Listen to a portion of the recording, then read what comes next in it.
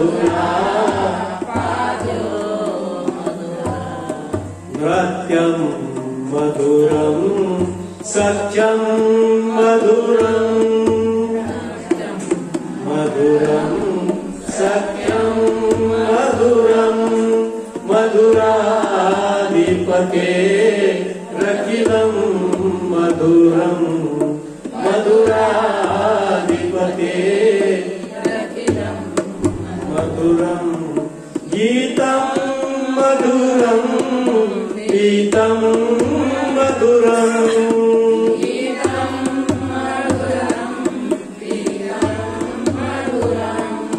भोक्तं मधुरं सुक्तं मधुरं मधुरं सुक्तं मधुरं रूपं मधुरं तिलकं मधुरं रूपं मधुरं तिलकं मधुरं मधुराधिपते रखिलं मधुरं मधुराधिपते रखिलं मधुरं करणं मधुरं करणं मधुरं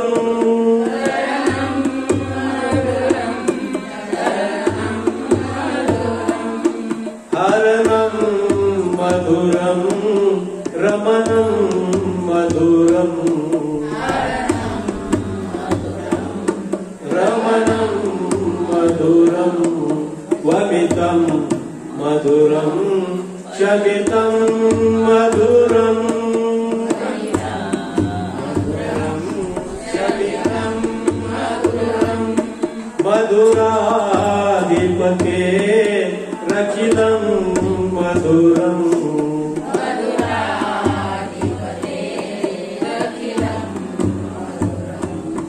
गुञ्जा मधुरा माला मधुरा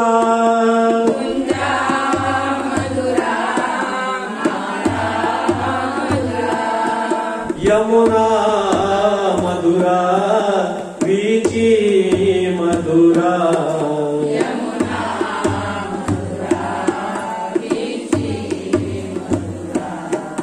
सलिलं मधुरं कमलं मधुरं कमलं मधुरं मधुराधिपते रखिलं मधुरं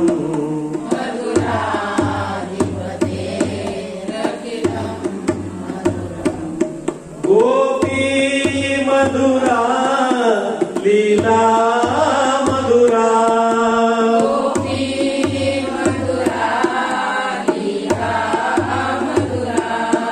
गोपी मधुरा लीला मधुरा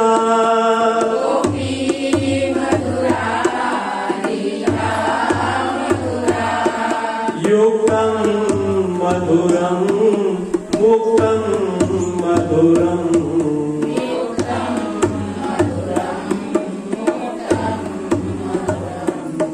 दुष्टं मधुरं शिष्टं मधुरं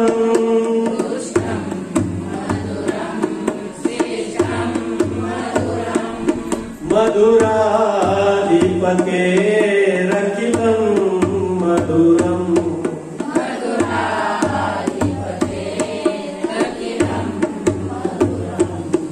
गोपा मधुरा गावो मधुरा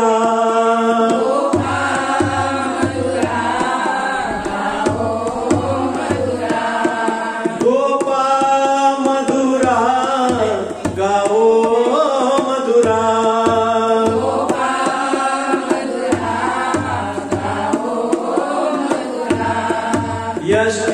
यष्टिर्मधुरा सृष्टिर्मधुरा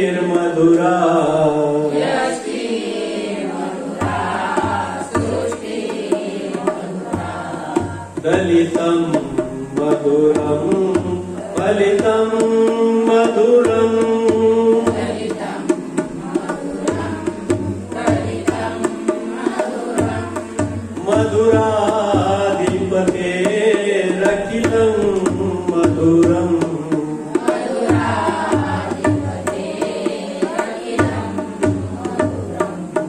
मधुराधिपतेरखिलं मधुरम्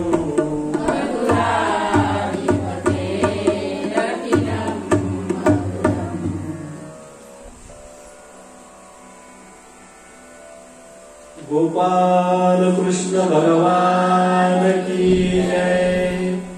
श्रीमद् भागवत महापुराण की जय। श्री वेदव्यास भगवान की जय। केशवराज बाबासाहेब महाराज की जय। जय जय रघुवीर समर्थ। पान क्रमांक 1 वर मी एक श्लोक म्हणेल, तुम्ही सगळ्यांनी एक श्लोक म्हणायचा। हे श्लोक भागवतातले श्लोक आहेत आणि भागवतातले जे 18,000 श्लोक आहेत त्या 18,000 श्लोकातून निवडून फक्त एवढे श्लोक काढलेले आहेत। एवढे श्लोक रोज जरी आले म्हणले तरी पूर्ण भागवत केल्याचं आम्हाला या ठिकाणी फळ मिळत असतं। म्हणून भागवताची सुरुवात करत असताना हे मी एक श्लोक म्हणेल, दुसरा श्लोक तुम्ही सगळ्यांनी पाठीमागे म्हणा। संस्कृत आहे, थोडा अवघड जाईल, पण येता येता 7 दिवसामध्ये पूर्ण श्लोक आपला बसून जाईल।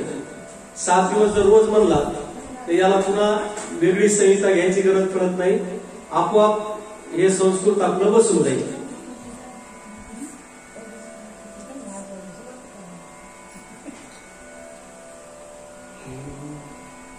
स्वस्ति श्री गणेशाय नमः।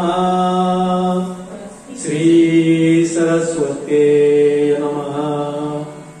श्री गुरुभ्यो नमः।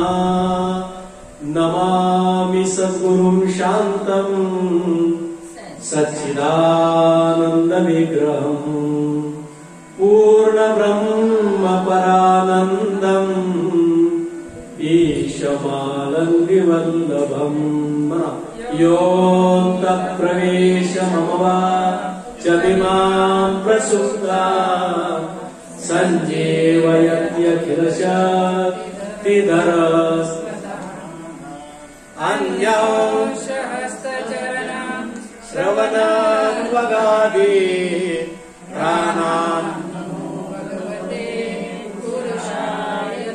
ज्ञानेन योगेन च कर्मणा च भक्त्या च सर्वस्वसमर्पणेन आराधिताभ्यां श्रुतिमार्गलक्ष्ये नमो नमः श्री गुरुपादुकाभ्याम्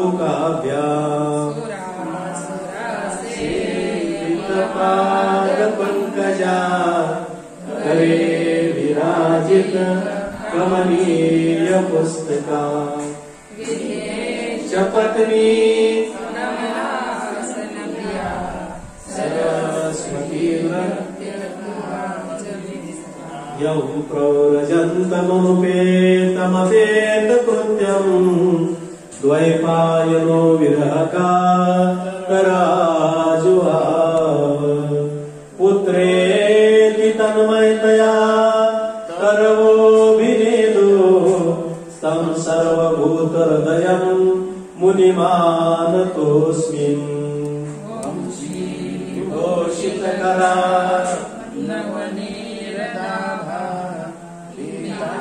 वरारुणबिम्बफलाधरोष्टा पूर्णेन्दु सुन्दरमुखा नेत्रा कृष्णात् परम किमपि तत्त्वमहं न जाने। वन्दे नन्दव्रजश्रीणां पादरेणुमवीक्षणसा यासान् हरिकथोदगीतम् पुनाति भुवनत्रयम्।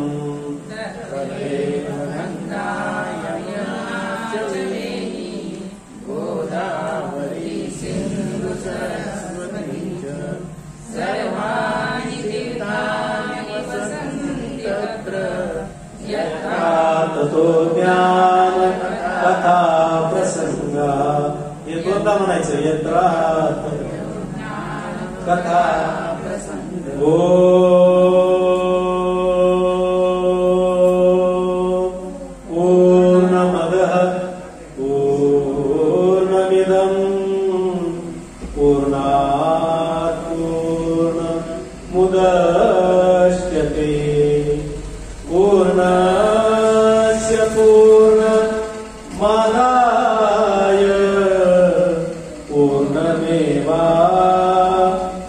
वशिष्यते श्री औदुंबर राम स्वर्ग दुसरे वासे जना भुवरी जेते चिन्मय मूर्तीचा मठासे त्या रम्य पीठावरी झाले सद्गुरु शांतदांत सुमती ब्रह्माने भक्तार्थिया भावे वंदन हे असो सतत त्या पुरुषोत्तमाच्या पदा अलंकापुरी पुण्यभूमी पवित्र तिथे नांदतो ज्ञानराजा सुपात्र दया ठविता महापुण्य राशी नमस्कार माझा श्री सद्गुरु ज्ञानेश्वरासी शुकासारिजे पूर्ण वैराग्य ज्यांचे वशिष्ठापरी ज्ञानयोगेश्वरांचे कवी वाल्मिका सारिका मान्यायसा नमस्कार माझा श्री सद्गुरु रामदासा पुंडलीकवतार विठ्ठल श्री ज्ञानदेव पंढरीनाथ भगवान की माऊली ज्ञानेश्वर महाराज की जगद्गुरु तुकाराम महाराज की केशवराज बाबासाहेब पार्वती पदे हर हर हर महादेव जय जय रघुवीर समर्थ।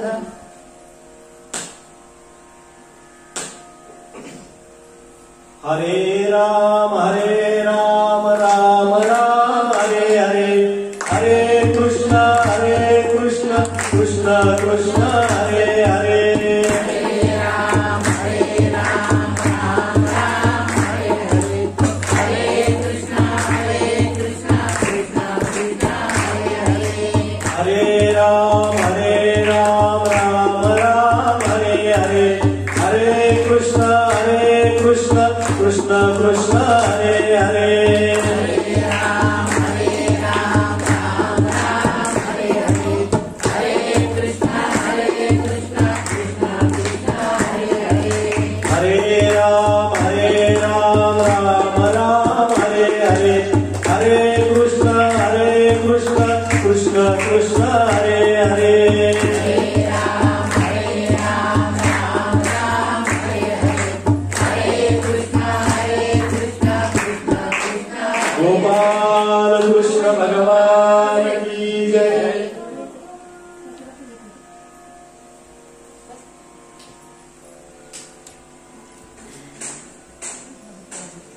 सच्चिदानंद रूपाय विश्वोत्पत्त्यादिहेतवे तापत्रय विनाशाय श्रीकृष्णाय वयं नमः।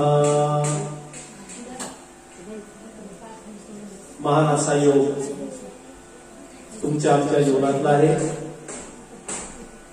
की त्या भगवंताच्या कृपेनं तुम्हाला आम्हाला सगळ्याला मानव जन्म प्राप्त झाला। मानवाचा जन्म मिळणं म्हणजे भाग्याचं लक्षण आहे, कारण 84 लाख योनी आहेत आणि 84 लाख योनी नंतर मिळालेला आम्हाला मानवाचा जन्म आहे आणि एक एक योनी कोटी कोटी फेरा सांगितलं। त्या कोटी फेऱ्यानंतर तुम्हाला आम्हाला मानव देहाचा वारा लागलेला आहे असं संत म्हणतात।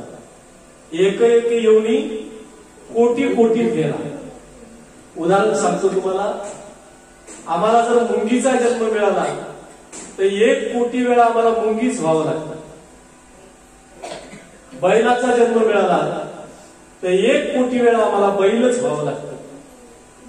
माकडाचा जन्म मिळाला तर 1 कोटी वेळा आम्हाला माकडच व्हावं लागतं। आता माणसाचा जन्म मिळालाय, आता 1 कोटी वेळा माणसाचा जन्म, कारण एक एक योनी कोटी कोटी फेरा सांगितलं।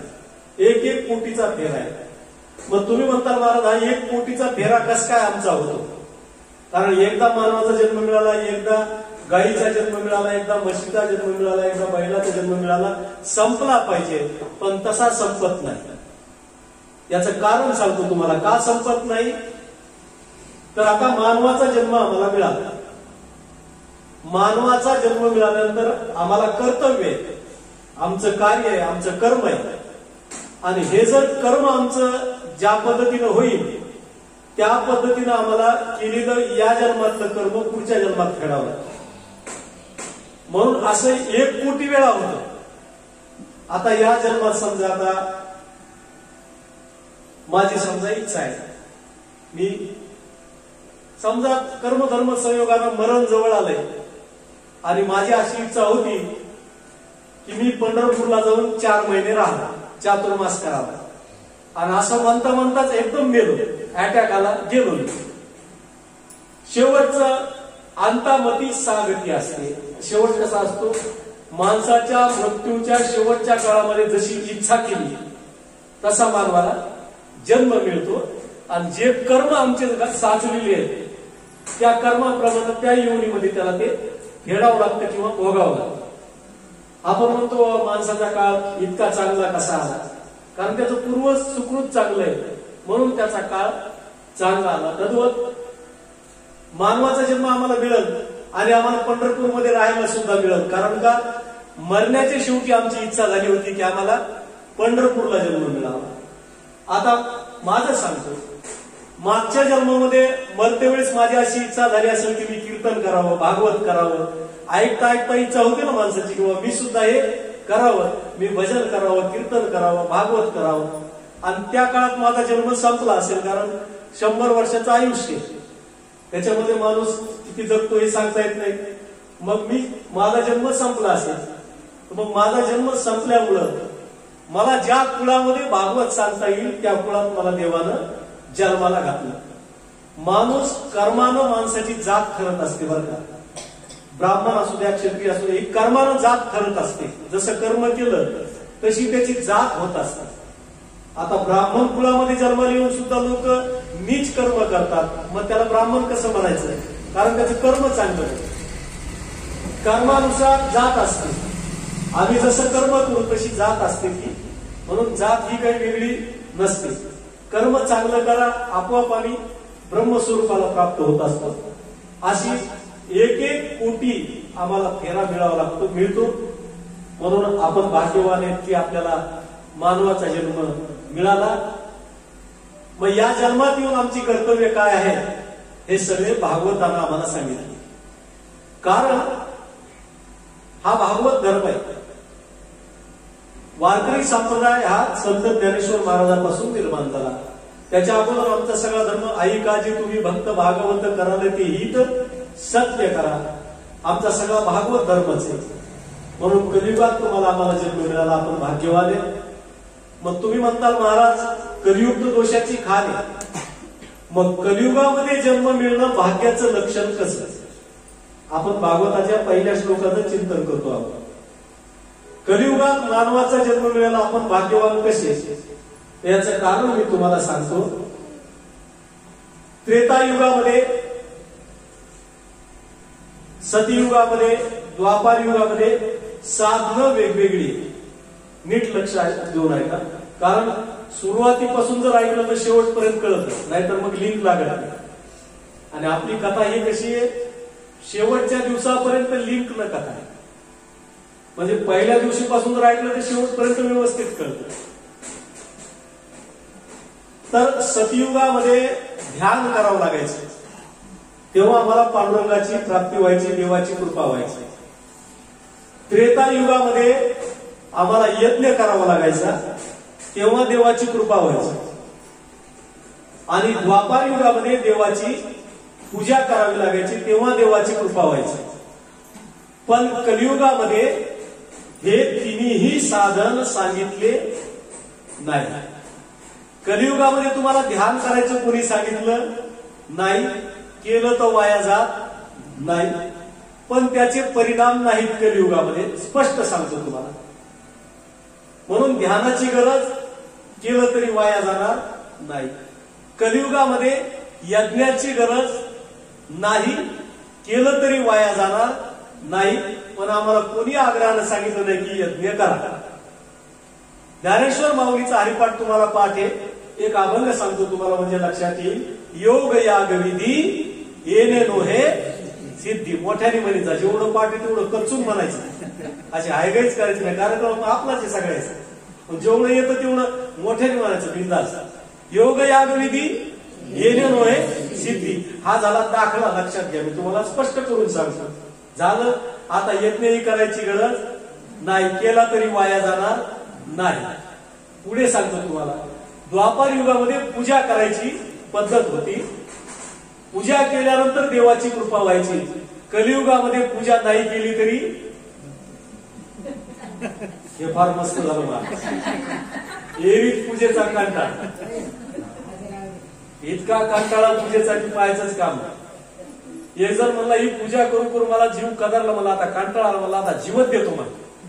गेला विहिरीवर, त्याचे मित्र म्हणले अरे कशाला जीव द्यायला, घेऊ नको म्हणलं. नाही मला कंटाळा आला पूजा करून, कायच करावं म्हणला. एक काम कर म्हणलं, 8-15 दिवस सासूरवाडीला जाऊन राह, सुख भोग, तिथं काही पूजा नसती काय नसती, खायचं प्यायचं मजा करायची. सासूरवाडीला गेला. सासू म्हणली वा वा जावाय बापू किती दिवसांना आला तुम्ही, बरं झालं. ते मला फार कंटाळलो म्हणलं, आता जीव द्यायला निघालो होतो, पण म्हणला सासूबाई गावातल्या लोकांनी म्हणले सासूरवाडीला जाऊन राह, मी बायकोला घेऊन इथं राहायला. म्हणले जावाय बापू अजिबात काहीच काम करू नका, तुम्हाला मरुस तर सांभाळते, फक्त देवाची पूजा करा. म्हणजे कुठेही गेलं तरी माग लागत. द्वापार युगात पूजा करावी लागायची, पण कलियुगात पूजा केली तरी चालते, नाही केली तरी चालते. याचं कारण सांगतो मी तुम्हाला काय आहे. कारण कलियुगामध्ये काय करायचं मग महाराज. आता झालं सतयुग झालं, त्रेतायुग झालं, द्वापार युग झालं, आता कलियुग आहे. कलियुगात काय करायचं तर कलियुगामध्ये संत तुमच्या आमच्या पाया पडले, जगद्गुरु तुकाराम महाराज तुमच्या आमच्या पाया पडले, आणि जगद्गुरु तुकाराम महाराजांनी कलियुगाचं सार तुम्हाला आम्हाला सांगितलं. बाबा जास्त खटपट करू नका. काय सांगितलं तुकाराम महाराजांनी.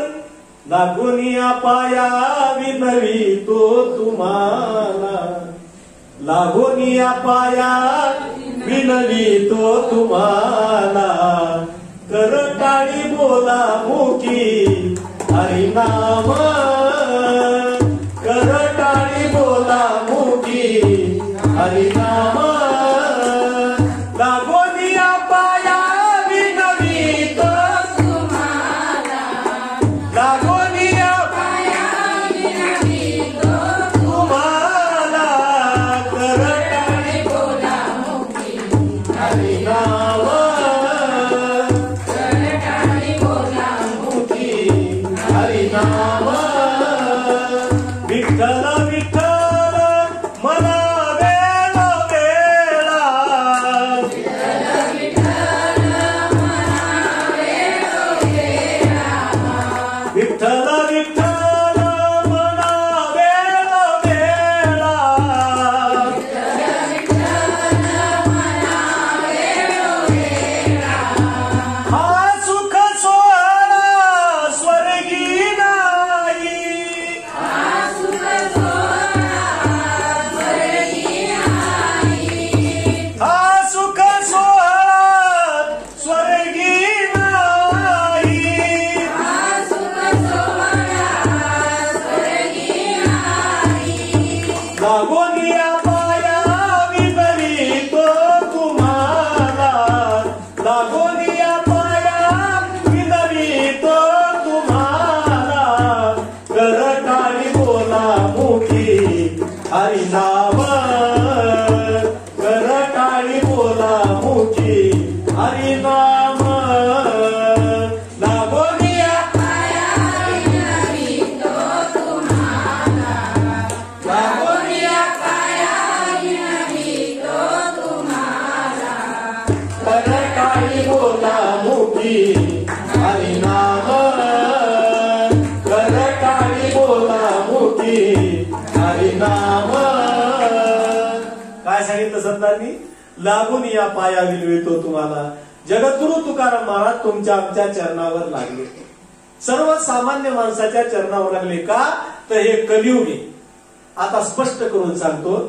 ध्यान केलं तरी चालतं, पण ध्यानाला जर नामस्मरणाची जोड नसेल तर ध्यान सफल होत नाही. यज्ञ करायला हरकत नाही, पण यज्ञात जर नामस्मरण नसेल तर यज्ञ सफल होत नाही. आणि पूजा करायला हरकत नाही, पण पूजा जर मुकाट्याने केली तर सफल होत नाही. पूजेबरोबर नामस्मरण करावं लागतं. काहीतरी 15 वाद्या, काहीतरी जप, नाही कोणाच तरी गाराने, असं काही ना काहीतरी करावं लागतं. त्याच्याशिवाय पूजा सफल होत नाही. म्हणून नामस्मरणाची जोड अत्यंत महत्वाची आहे. आणि हे नामचिंतन करण्यासाठी 7 दिवस आपण एकत्र आहे. आजपासून 7 दिवस आपल्याला भागवत कथा ऐकायची. कारण का आज आहे अष्टमी आणि आपली समाप्ती गुरुपौर्णिमेला. वर्षभरातला सगळ्यात महत्वाचा कालावधी. वर्षभर भागवत ऐकायला नाही मिळालं तर चालत, पण अष्टमी ते पौर्णिमापर्यंत भागवत ऐकायला मिळालंच पाहिजे. त्याला आषाढ पारायण म्हणतात. कारण या कालावधीमध्ये गोकर्णानं भागवत सांगितलं आणि धुंदुककारी मुक्त झालं. या 7 दिवसामध्ये अशी ही मुक्त करणारी भागवत कथा आहे. गोकर्णाने स्वतः सांगितली आणि धुंदुककारीने अनेक संतांनी ही कथा ऐकली. म्हणून हा कालावधी अष्टमी ते गुरुपौर्णिमा अत्यंत महत्वाचा आहे. कारण हा सुख सोहळा स्वर्गी नाही.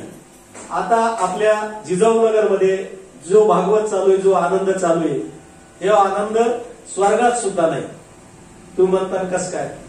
कारण पुण्य कमवून आपण जर स्वर्गात गेलो तर देव आपल्याला स्वर्गामध्ये नेऊन ठेवतो. पण देव आपल्यासाठी आहे का? त्याला अजून बरंच गिरायचे ना. आता आपलं पुण्य झालं, आपल्याला स्वर्गात नेऊन ठेवलं त्यांनी, त्याचं काही आपल्याकडे आता लक्ष नाही. बरं तिथं देवाचं मंदिर आहे का? देवाचं मंदिर आहे. देव आहे का? तो त्याच्या कामाला निघून गेला. बरं जाऊ द्या.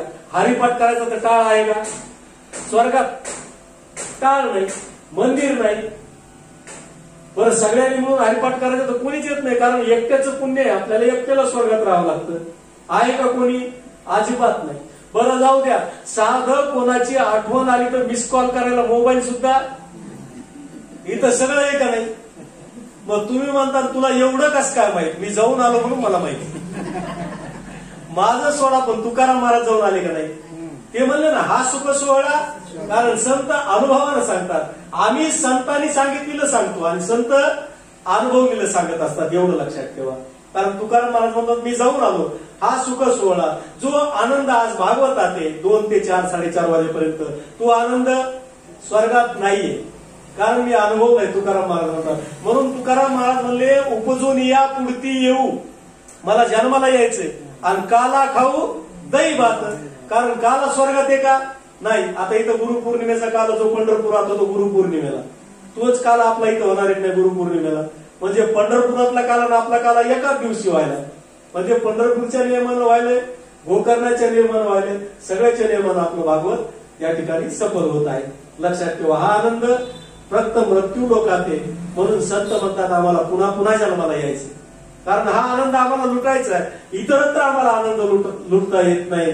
पुण्य कमवून स्वर्गाला गेलं तरी आम्हाला आनंद मिळत नाही. म्हणून या आनंदासाठी आम्हाला जन्म घ्यावा लागतो. म्हणून हा जन्म आम्हाला सार्थकी लावायचा. आणि जन्म सार्थकी लावण्यासाठी सत्संगाची आमच्या जीवनामध्ये गरज आहे. आता प्रश्न असा निर्माण झाला, हे कोणाला शक्य आहे? हे कुणालाही शक्य नाही बरं का. भागवत ऐकणं कुणालाही जमल का? माणसं किती आहेत? आपल्या शिरूमध्ये 40,000 माणसं असतील. कमीत कमी शिरूमध्ये महिन्यातले 10-15 भागवत होते. आता हे लॉकडाऊन नाही होत म्हणून द्या सोडून, पण लॉकडाऊनच्या आधी 10-15 भागवत होत होते. बाबासाहेब मंदिरात वेगळं, गणपती मंदिरात वेगळं, कुणाच्या कॉलनीत, असे सगळे मिळून 10-15 भागवत नक्की होतात. मला सांगा 10-15 भागवताला ऐकायला लोक किती असतात? माणसं तर नाहीच. माणसं म्हणतात लोक महाराज काय सांगावं तुम्हाला, वेळच नाही. माणसं काय सांगतात? वेळच नाही. अहो एक दिवस तरी ऐका. अहो वेळच नाही. महाराज काय सांगावं, मरायला वेळ नाही. काय म्हणतात लोक? मरायला वेळ नाही. मला खरं सांगा, यम जर दारात आला, यम येणार नाही, आणि जर आला तेव्हा मला चल, त्याला म्हणू का आपण पुढचा शनिवार होते? अहो तो बुडातून फटके मारितो. बुडातून म्हणजे जिथं जीव गेला, वरे जाईपर्यंत यम मारित नेतो आपल्याला. इतकं सोपं आहे का मरण? मरण अवघड आहे, जन्मही अवघड आहे आणि मरणही अवघड आहे. तो गुडापासून मारित नेतो. त्याला म्हणता येईल का आपल्याला की यमा मला आज वेळ नाही? त्याला सांगता येईल का? इथं कारण चालतात, आय हॅव नो टाइम, मला मरायला वेळ नाही. पण यमाजवळ आम्हाला सांगता येत नाही, कारण तो जर दारात आला की आमचा श्वास बंद झाला म्हणून सांगतो.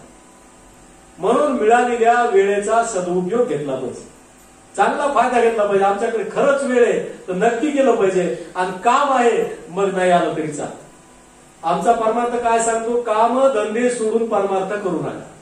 तुम्हाला खरंच काम धंदे आहेत ना, ते सोडून करू नका. पण उगा रिकामा वेळेत टीव्हीच्या डबड्या पुढे बसल्यापेक्षा भागवतात, कीर्तनात, प्रवचनात, हरिपाठात कुठंतरी काहीतरी वेगळा अनुभव येईल ना. हळूहळू नाद लागत असतो, एकदम नसतो लागत.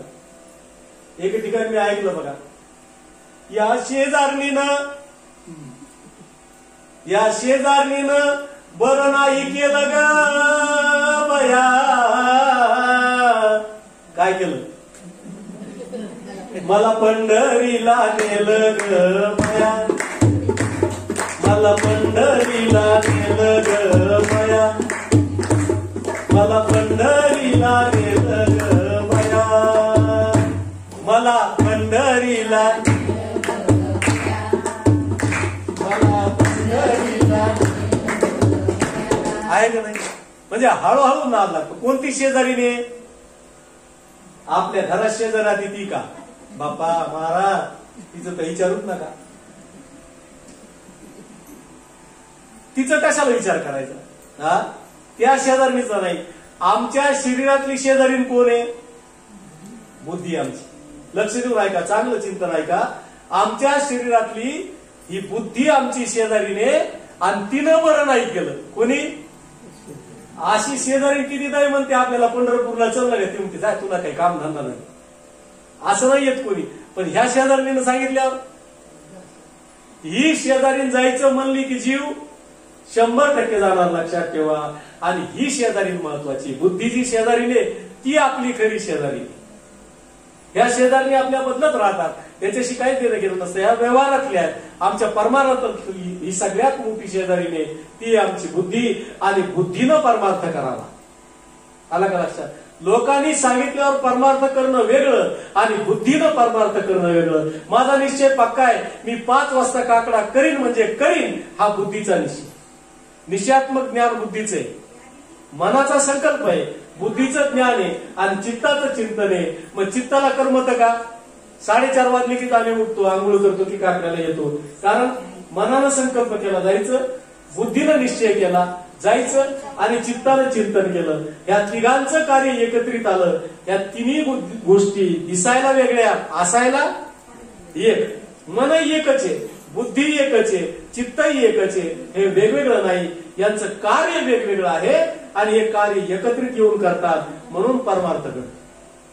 बरं, हे कोणालाही शक्य आहे का? मी काय सांगत होतो, भागवत ऐकणं, परमार्थ करणं हे कुणालाही शक्य नाही. कारण आमच्या संतांनी प्रमाण दिलेत. कोणते प्रमाण आहेत बघा? बहुत सुकृताची जोडी म्हणून विठ्ठली आवडी, बहुत सुकृताची जोडी म्हणून विठ्ठली आवडी. बघा, 1 सुकृत सांगितलं नाही, 2 सुकृत सांगितलं नाही, 3 सुकृत सांगितलं नाही. सुकृत किती सांगितलं? बहुत सुकृत. एका जन्माचं पुण्य आहे का? नाही. 2 जन्माचं पुण्य आहे का? नाही. 3 जन्माचं पुण्य आहे का? नाही. अहो, बहुत सुकृताची कितीतरी जन्माचं माझं पुण्य असेल तेव्हा मला परमार्थ घडायला नाही तर माझ्याच्याने परमार्थ शक्य नाही. माझ्या आईवडिलाची पुण्याई असेल, माझ्या कुटुंबाची पुण्याई असेल, माझ्या कितीतरी पिढ्याची पुण्याई असेल तेव्हा मला परमार्थ घडायला, नाही तर माझ्याच्यानं परमार्थ घडणं शक्य नाही. कितीतरी पिढ्याचं पुण्य आलंय. म्हणून बहुत सुकृताची जोडी म्हणून विठ्ठली आवडी. विठ्ठल आवडायला कितीतरी जन्माचं पुण्य लागतं तेव्हा विठ्ठल आवडत असतो, असा विठ्ठल आवडत नाही. हा, कितीतरी जन्माचं पुण्य. म्हणून पुन्हा एका ठिकाणी सांगितलं बघा, जन्मोजन्मी आम्ही बहु पुण्य केले, जन्मोजन्मी आम्ही तेव्हा या विठ्ठले कृपा केली. तेव्हा या विठ्ठले कृपा केली जन्मोजन्मी आम्ही.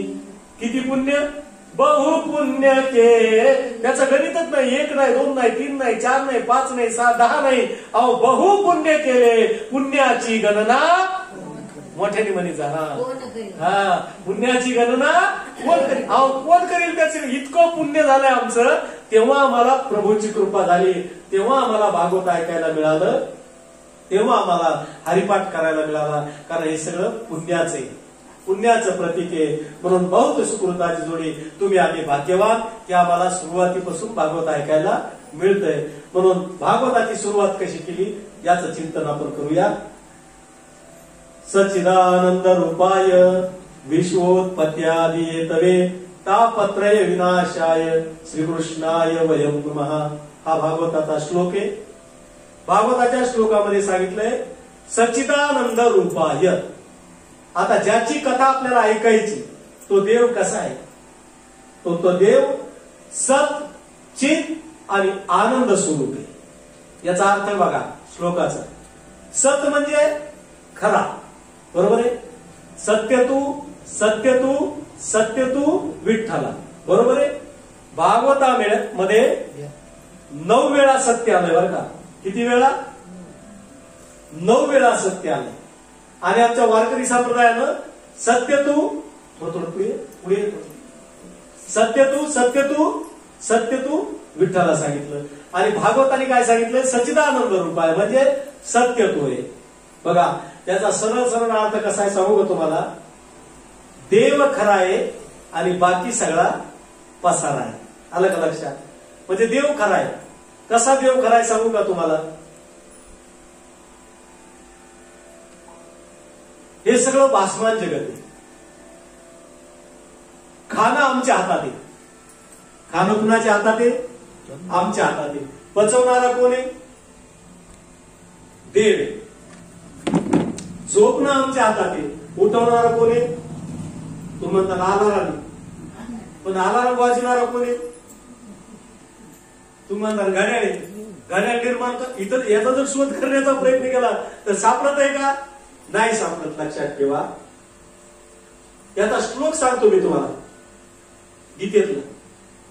अहं वैश्वानरो भूत्वा प्राणिनां देहमाश्रितः प्राणापान समायुक्त पचामिन्यम चतुर्विधम. याचा अर्थ काय होतो? खाणं आमच्या हातात आहे, पचवणारा देव आहे. झोपणं आमच्या हातात आहे, उठवणारा देव आहे. माझ्या हातात काहीच नाही. ग्रासगिरी सत्ता हाती नाही. आलं का लक्षात? ताटातला घास मुखापर्यंत जाईल ही सुद्धा सत्ता आपली नाही. कारण ताटातला घास घेतला आणि इथपर्यंत नेता नेता पॅरालिसिस अटॅक आला, एका अंगावर वारं गेलं, घास कुठं जाईल? कल्पना करा. आमच्या हातात आहे का?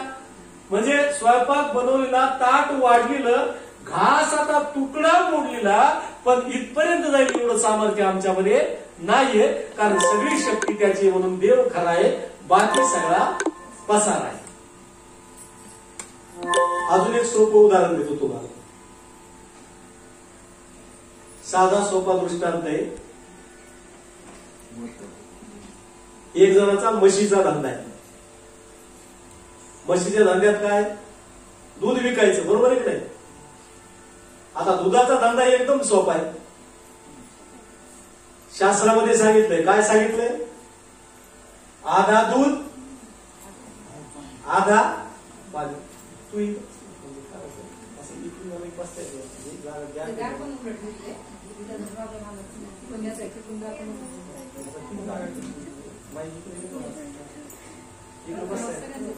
सगळ्यांचा आवाज.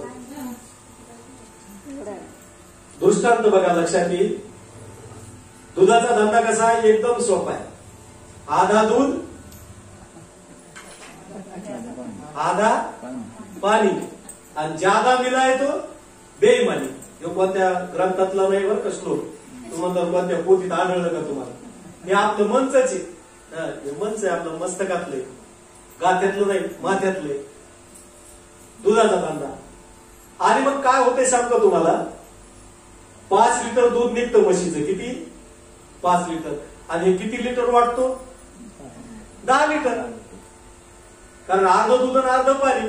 मग प्रत्येकाच्या घरी 1-1 लिटर 1-1 लिटर नेऊन देतो. एके दिवशी काय झालं माहितीये का? म्हशीनं धारच दिलं नाही, दूधच दिलं नाही म्हशीनं. जेव्हा बकेट घेऊन गेला पण म्हशीनं काही दूध दिलं नाही. आता बकेट घेऊन वापस आला.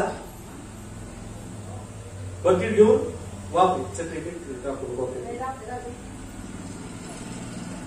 ठीक आहे ना, जास्त लांब जायचं काम नाही. म्हशीनं काही दूध दिलं नाही, दुधाचा धंदा. आता हा वापस आला. बायकोनं विचारलं काय झालं? रिकामी बकेट आणली. ते म्हणला आज म्हशीनं काही दूध दिलं नाही. बायको म्हणली अहो तुम्ही लोकांच्या घरी किती देता? ते मला मी रोज 1-1 लिटर देतो. ते म्हणली काय देतात? अर्ध दूध आणि अर्ध पाणी. एक काम करा, 5 लिटर दूध म्हशीनं नाही दिलं तर 5 लिटर पाणी घ्या आणि प्रत्येकाच्या घरी अर्धा लिटर नेऊन घ्या. कोणी सांगितलं? बायको. किंवा मला हे खरंय किंवा माझ्यासारखाच होता बायकोचा ऐकणार. किंवा मला हे खरंय ना, किंवा मला हे खरंय मला. बरोबर रोज आपण अर्ध दूध अर्ध पाणी देतो. आज पाणी द्यायला काय हरकत आहे? म्हणून त्यांनी 5 लिटर पाणी घेतलं आणि पहिल्या घरी गेला. सकाळी 5:45 वाजता दारावरची बेल वाजवली, टिंग टॉंग वाजलं. त्या बाईसाहेब झोपेतून उठल्या. दुधाचं पातेलं, त्यांना माहिती दूधवाराची इतक्या सकाळी. डोळे चुळीत असं पातेलं पुढे केलं. त्याने अर्धा लिटर पाणी त्याच्यात टाकलं. बाईची झोपच उडाली. दुधाचा रंग कसा बदलला. डोळे चुळीत म्हणले दूधवाले हे काय दिलंस? ते म्हणला ताई अर्धा लिटरचे द्या.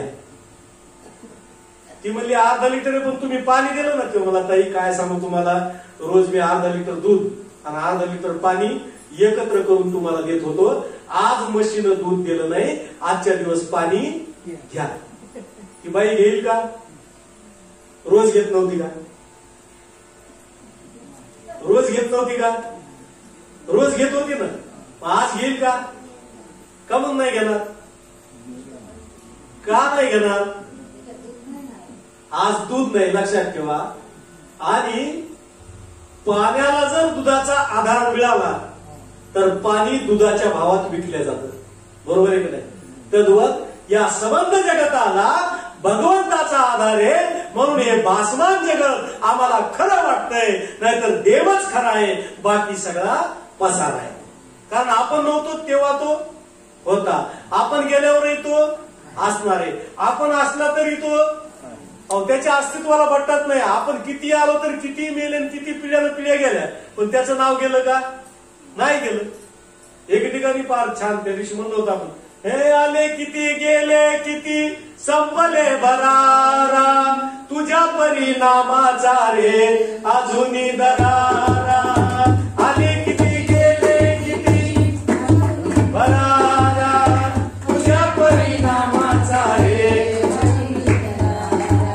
हे धावत लवकरी कंठाशी आले प्राण, एक मुखानं बोला बोला जय जय हनुमान. अंजनीच्या सुता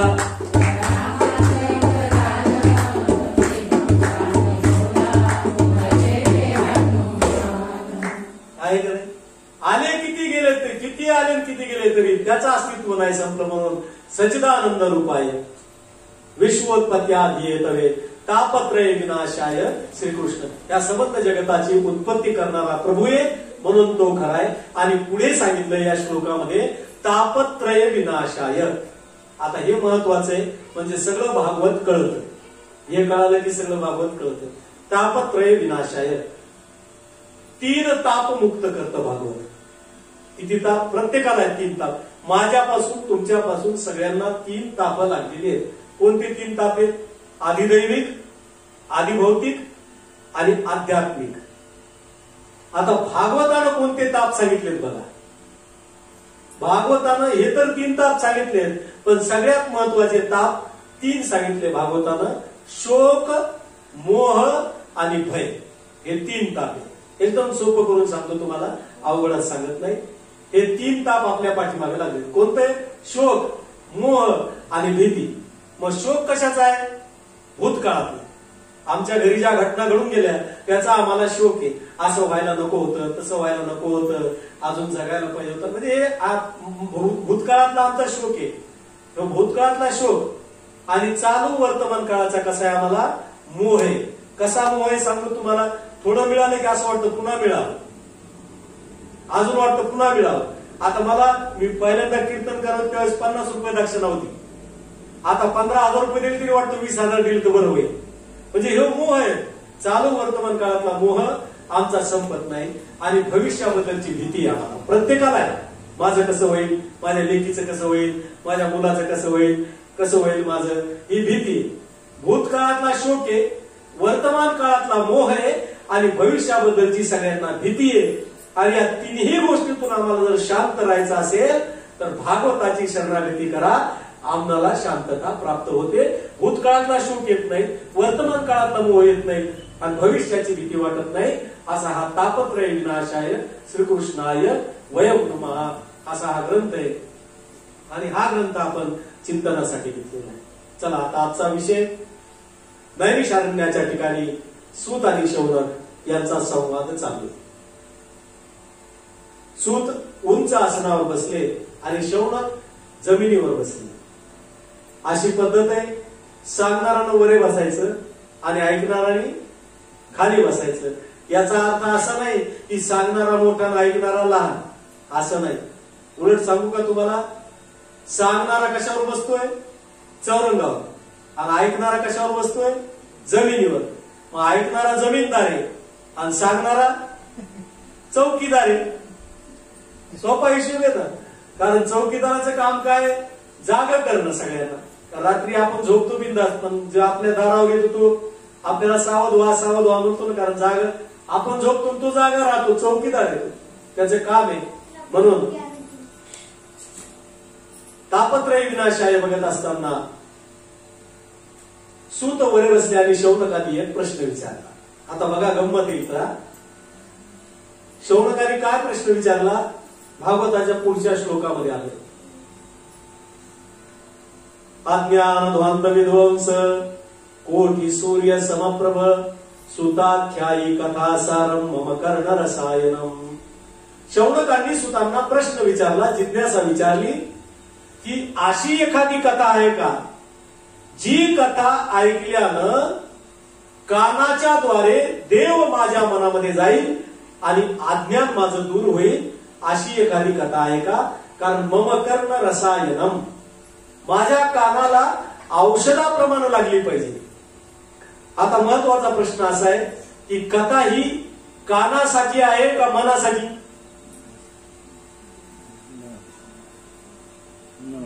कशासाठी, मनासाठी. ऐकायची कशानं, कानानं. पण कानासाठी आहे का, नाही. कथा आहे मनासाठी. अजून भागवताचं एक वैशिष्ट्य सांगतो तुम्हाला. भागवतानं शरीराचा कोणताही आजार दुरुस्त होत नाही. इथं बसल्यानं बरं का, कुठलाच होत नाही. कारण तुम्ही इथं जर आता 2-2.5 घंटे रोज बसणार, मांडी घालून बसणार, मला सांगा गुडघे दुखणार का नाही. कारण शरीराचे भोग आहेत.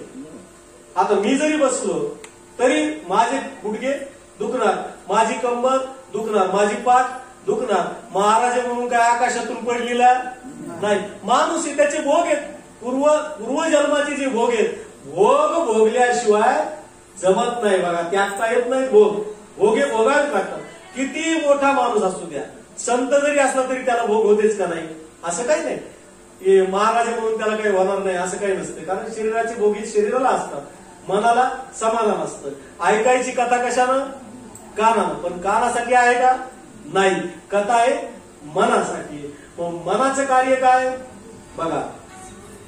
आपण सहज म्हणतो, कसं सहज म्हणतो सांगतो तुम्हाला. मन आपलं आज भागवताचा पहिला दिवस आहे. एक मन म्हणतंय नाही पहिल्या दिवशीपासून गेलं पाहिजे. कारण भागवत कसं ऐकावं, पहिल्या दिवशीपासून ऐकावं.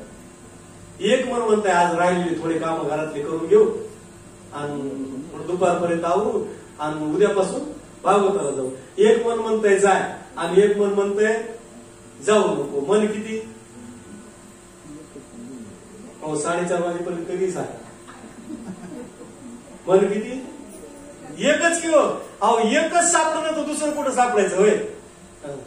एकच मन आहे, पण संकल्प करणे जा आणि विकल्प करणे जाऊ नको.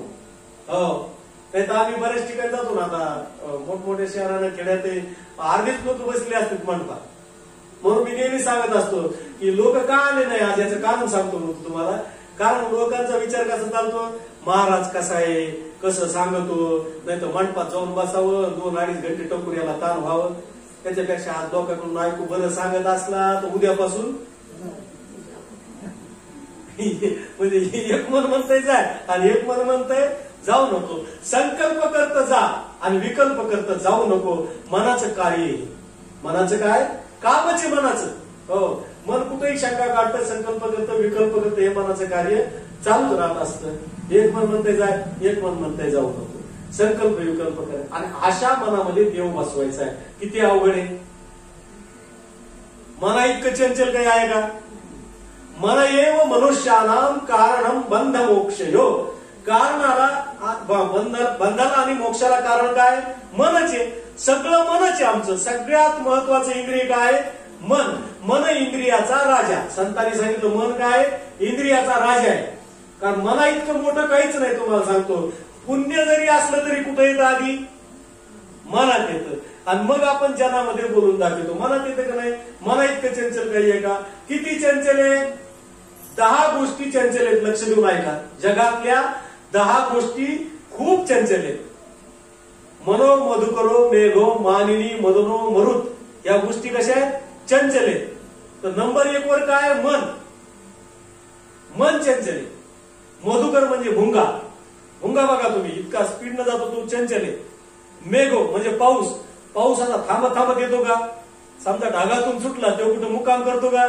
तो तिथून तुटला की डायरेक्ट जमिनीवरच येतो. इतका चंचल आहे. मानिनी. मानिनी म्हणजे स्त्रीचा स्वभाव सुद्धा चंचल आहे. मदनो म्हणजे काम सुद्धा चंचल आहे. मरुत म्हणजे वारा. वारा सुद्धा कसा आहे? आता वारा येता येता थांबतो का? येता येता म्हणेल का ते मी थोडं मामाला बोलून येईल, चौकात थांबल, असं वारं कुठं थांबत आहे का? त्याचं काम काय? तसं मन आमचं चंचल आहे. किती चंचल आहे महाराज? इथं बसल्या बसल्या किचन वट्याचा सर्वे करून येतं. दूध झाकलं का नाही, बाकीचं काही झाकून ठेवलं का नाही, आवरून ठेवलंय का नाही, तिथं जाऊन येतं मन. बरं का? जाताना दिसतं का? बरं येताना दिसतं का? बरं गेल्याशिवाय राहतं का? मन किती चिंतन चांगलं, कारण पहिल्या दिवशीचं चिंतन आहे. मन गेल्याशिवाय राहत नाही, जाऊन येतं. म्हणजे इतकं चंचल मने महाराज, या मनाला एका जागेवर कसं बसवायचं? फारच अवघड आहे ना. आता इतकं चंचल नाही, इतकं चंचल आहे. आता मग याला कसं एका, आणि हे एका जागेवर बसल्याशिवाय तर परमार्थ नाही. संत म्हणतात याच्याशिवाय परमार्थ कसा? कारण मन सगळ्यात मोठं इंद्रिय आहे. मनाचाच संकल्प आहे. मनानं जर निश्चय केला तरच होईल, नाही तर होणार नाही. म्हणून याला जागेवर बसवायचं मनात. देव कुठं बसला पाहिजे? मनात. परमार्थ कुठून असावा? हार्ट मधून असावा. सांगणाराचं सुद्धा हृदयातून असलं तर ऐकणाऱ्याच्या हृदयात जाईल. हे हृदयीचे ते हृदय. संतांनी सांगितलं आपल्याला, इथून निघालेलं तिथं जावं.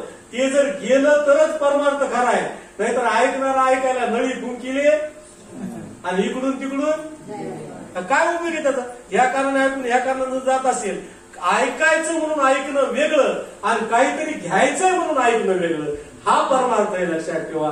मग किती ऐकलं याला महत्व नाही, काय ऐकलं याला महत्व आहे. किती थोडं अलीकडे सरकार, किती ऐकलं याच्यापेक्षा काय ऐकलं याला महत्व आहे. बरोबर आहे की नाही? हा, काय ऐकलं याला महत्व आहे. म्हणून ऐकायचं तर परमार्थ, मोकळा ऐकायचा परमार्थ. मग या मनाला बसव. मग महाराज देव मनात तर गेलाच पाहिजे. कानाच्या द्वारे मनात गेला पाहिजे. हा हो, म्हणले मार्ग सांगा. मार्ग म्हणले 2च आहेत देवाला मनात बसवायचे. आता लक्ष देऊन ऐका, कारण आजचा विषय उद्या नाही आणि उद्याचा विषय परवा नाही. देवाला मनात बसवायचे 2च कारण आहेत, 2च इंद्रिय आहेत. तिसरं इंद्रिय नाही. एक तर डोळे, नाही तर कान. देवाला मनात बसवायला डोळ्याने पाहावं लागतं. पाहिल्यावर देव मनात बसतो, नाही तर ऐकल्यावर. बरोबर आहे की नाही? एक तर ऐकल्यावर, आपण जर ऐकलं तर मनात बसल, नाही तर पाहिलं तर अनेकांनी पंढरपूर अजून पाहिलेलं नाही. कित्येक लोक असे की ज्यांनी पंढरपूर पाहिलं नाही, पण पंढरपूर ऐकलं. पंढरपूर ऐकलं, विठोबा ऐकला, पाहिला नाही, पण ऐकल्यामुळे पण मनात बसला. की आपण कल्पना करतो आता समजा आपण तिरुपतीला गेलो नाही, पण म्हणूनच आपल्याला तिरुपतीचं मंदिर दिसतं का नाही? हे असं असेल, तसं असेल, तसं असेल, तसं असेल. मग विठोबाई आम्हाला तसाच दिसतो, असा असेल, तसा असेल, तसा असेल, त्याची कल्पना आम्ही करत राहतो. करतो की नाही? आता बघा, पाहावं लागतं देवाला, नाही तर ऐकावं. मग पाहण्यासाठी आम्हाला काय केलं? डोळे दिले. मग जोपर्यंत डोळे तोपर्यंत काय केलं पाहिजे? पिक्चर पाहायला पाहिजे. तेही पाहायला पाहिजे का? नाही, आमचा विरोध नाही, पाहायला काही हरकत नाही. पण डोळे कशासाठी दिले आपल्याला? देवाला पाहण्यासाठी. जर अचानक डोळ्यानं दिसणं बंद झालं तर कल्पना करा, होणार नाही. पण झालं तर किती अवघड आहे. आंधळ्या माणसाला विचारा, तो आंधळा रडून सांगेल. ज्याला नाही त्याला किंमत असते बरं का. मिळालं ना त्याला त्याचं महत्व नसतं. अर्थशास्त्राचा एक नियम आहे, तुम्हाला सांगतो, लक्ष देऊन ऐका. अप्राप्त वस्तू प्राप्त झाली की त्याची किंमत कमी झाली. बरोबर आहे? तहान लागली, तहान लागल्याबरोबर एक गिलास पाणी मिळालं, किती मजा वाटते. एक ग्लास पाणी. दुसरं ग्लास देणार आपण पहिल्या ग्लास इतकं प्रेमानं पितो का? एक बोट पेन, खाणे घेऊन गप्पा मारी, एक बोट पेन करा. आता पहिल्या ग्लास इतकी गोडी आहे का? नाही. अप्राप्त वस्तू प्राप्त झाली, किंमत कमी झाली. लक्ष देऊन ऐका. बायकोची किंमत कुठपर्यंत आहे?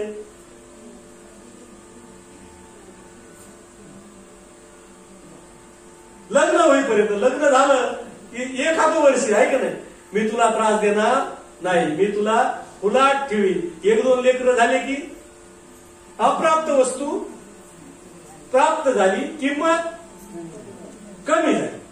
मुलगा होईपर्यंत किती कौतुक आहे? होईपर्यंत कौतुक आहे. मुलगा 4-5 वर्षाचा झाला की आपण टप्पू जातो नाही शाळेत. अप्राप्त वस्तू प्राप्त झाली, किंमत कमी झाली.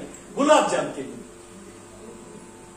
खायला, गुलाबजाम केले, एक खाल्ला, 2 खाल्ले, तिसऱ्याला ती गोडी नाही. अप्राप्त वस्तू प्राप्त झाली, किंमत कमी झाली. तसं तुम्हाला आम्हाला 84 लाख येऊनंतर माणसाचा जन्म मिळाला. अप्राप्त वस्तू प्राप्त झाली, किंमत कमी केली ना आम्ही.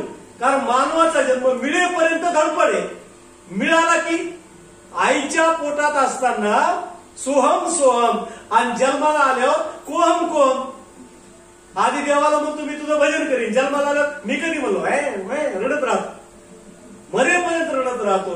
बेईमान होतो की नाही जीव, मला सांगा. म्हणजे अप्राप्त वस्तू प्राप्त झाली, किंमत कमी झाली. देवानं आपल्याला डोळे दिले. बरं, वस्तू देताना देवाने कसं दिल्यात माहिती तुम्हाला? 2-2 दिल्या. डोळे किती? एक बंद पडला तरी दुसरा चालू. कान किती दिले? 2. एक बंद पडला तरी दुसरा आहे का? कोणाची गती ती? चालू आहे.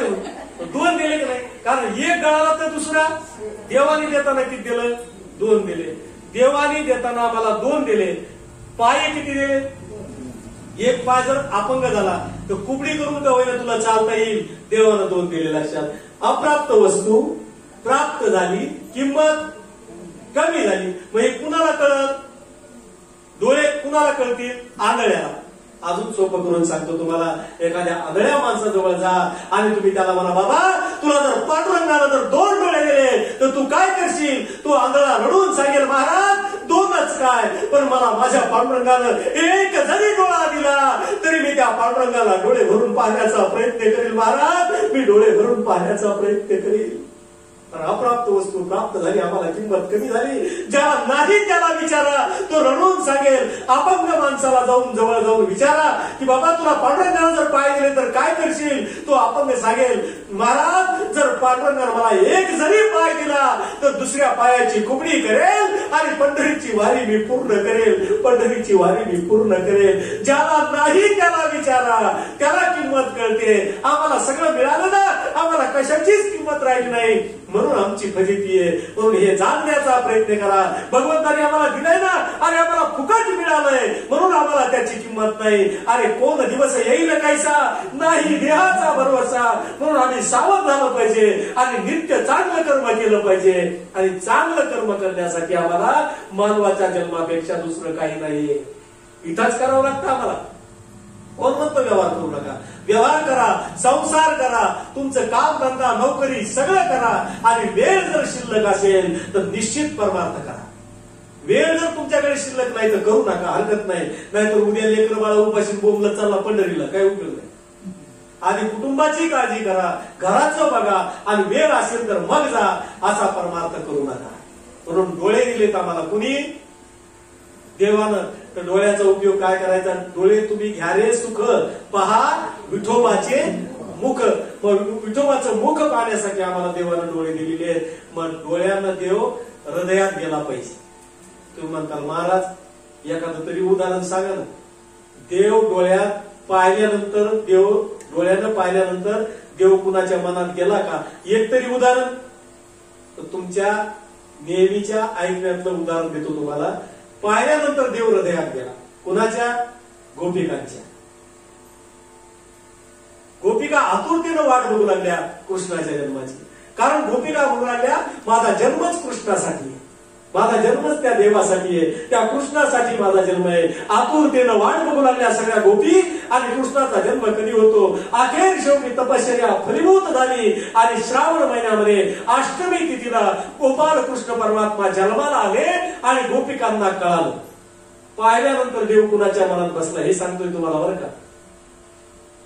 गोपिकांना कळालं की कृष्णाचा जन्म झाला आणि सगळ्या गोपिका पळत पळत, कारण गोकुळात खेळ गाव आहे गोकुळ. एका घरचं दुःख सगळ्या घरचं दुःख, एका घरचा आनंद सगळ्या घरचा आनंद. आणि कृष्ण जन्माला हे गवळणीला कळालं. आणि गवळणी गपचूप असल्या का? गवळण मनती गवळणीला, गवळण मनती गवळणीला.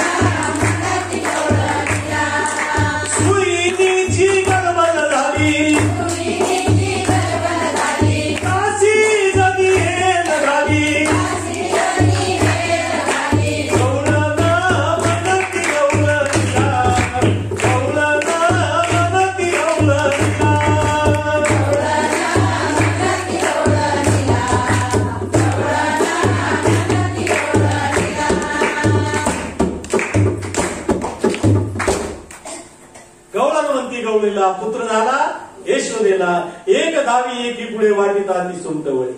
काय आनंद आहे. सुईणीची गलबल झाली, दासी जणी हेल घाली. हेल म्हणजे पाणी. जनाबाई म्हणतात ज्यावेळेस कृष्णाचा जन्म झाला त्यावेळेस मी त्याच्या डोक्यावर पाणी घातलं. खरं असेल ना? घातल्याशिवाय खोटं बोलतात का जनाबाई? खरं आहे ते. संतांचं खरं असतं, आमचं खरं असलं तरी खोटं वाटत आहे की नाही? कारण आपला व्यवहार आहे कलियुगातला, म्हणून तसं आहे. कारण कलियुगामध्ये माणसाचं बोलणं चालणं वागणं एक बोलल एक करील, त्याचा काही भरोसा आहे का? गॅरंटी नाही. पण संतांचं मात्र सगळं गॅरंटेड आहे, 24 कॅरेट आहे. म्हणून जनाबाई म्हणतात दासी जणी हे लगाने. आता विषय कोणता आहे? कृष्ण जन्म झाला. डोळ्यांनी पाहिल्यानंतर देव मनात कसा बसला याचं चिंतन आपलं चालू आहे. मग सगळ्या गवळणी मिळून कुठे गेल्या? यशोदेच्या घरी, नंदाच्या वाड्यावर गेल्या. आणि गेल्याबरोबर काय केलं? पाहिलं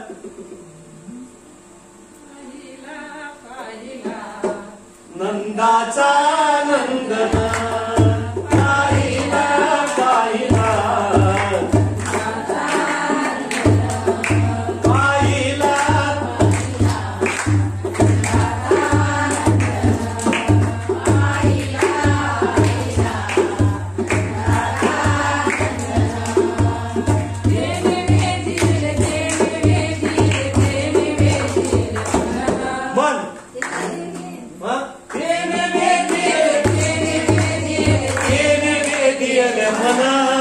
पाहिला